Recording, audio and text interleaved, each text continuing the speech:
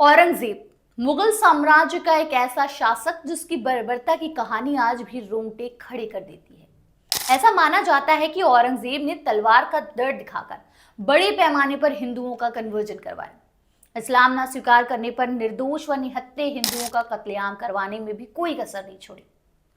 मजहबी सनक में उसने गुरु तेग बहादुर और उनके तीनों अनुयायियों को बेहद निर्दयता और खौफनाक तरीके से मरवा दिया।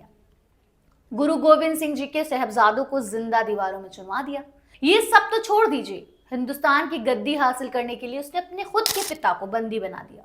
मौत आने तक वो पानी की एक एक बूंद के लिए तरसते रहे। यहां तक कि औरंगजेब ने अपने तीनों भाइयों को भी मरवा दिया। ऐसे निर्दयी शासक का महिमा मंडल करने वालों की हमारे देश में कोई कमी नहीं है। एग्जाम्पल के तौर पर आप स्वरा भास्कर को ही देख लीजिए।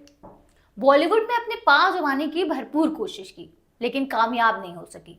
फिर पॉपुलर होने के लिए नया तरीका अपनाया।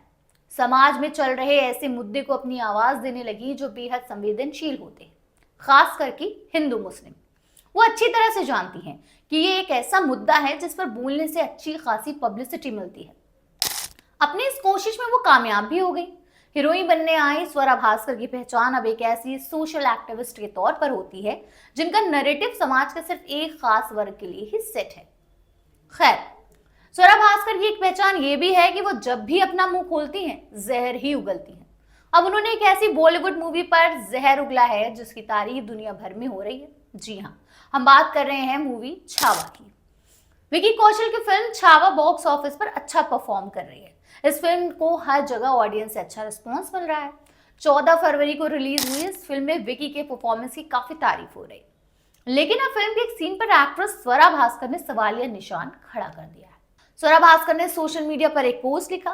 फिल्म में दिखाए गए संभाजी महाराज पर अत्याचार के सीन को लेकर उन्होंने सवाल खड़ा किया है। उन्होंने सवाल किया है कि कुंभ मेले में मची भगदड़ और मृतकों के अपमान की घटना पर ऑडियंस का वैसा इमोशनल रिस्पॉन्स क्यों नहीं मिला।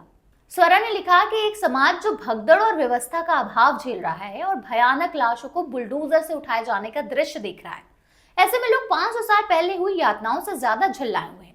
ऐसा समाज दिमाग और आत्मा से मरा हुआ है। स्वरा भास्कर ने आगे लिखा कि 500 साल पहले हिंदुओं पर हुए काल्पनिक अत्याचारों पर गुस्सा जाहिर किया जा रहा है। जो समाज अत्याचारों पर क्रोध करता है, भगदड़ में होने वाली मौतों और जेसीबी से उठाए जा रहे शवों को नजरअंदाज करता है, वो मरा हुआ समाज है। तो इसका मतलब ये होता है कि स्वरा भास्कर ये समझती हैं कि मुगलों ने हिंदुओं पर कोई अत्याचार ही नहीं किया। औरंगजेब ने अपनी शरीयती कानून व्यवस्था के मुताबिक शासन करते हुए गैर मुस्लिमों के अधिकार अत्यंत सीमित कर दिए थे। इस व्यवस्था को लागू होते ही मुस्लिमों को हिंदुओं की संपत्ति पर जबरन कब्जा कर लेने, स्त्रियों को गुलाम बना लेने जैसे कई अधिकार भी प्राप्त हो गए।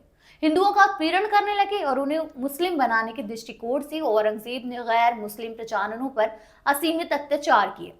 उनके साथ असमानता का बर्ताव किया गया। मुस्लिमों को कुछ विशेष सुविधाएं प्रदान की गई और काफिरों के मौलिक अधिकारों का हनन किया गया। ऐसे क्रूर शासक को स्वरा भास्कर सपोर्ट कर रही है। अब स्वरा भास्कर को मैं क्या कहूं, मुझे नहीं समझ में आ रहा, क्योंकि जिसकी जैसी जहनियत उसके वैसे अल्फाज। लेकिन आप अगर कुछ कहना चाहते हैं स्वरा भास्कर को, उनको कोई राय देना चाहते हैं, तो हमें प्लीज बताइएगा कमेंट में।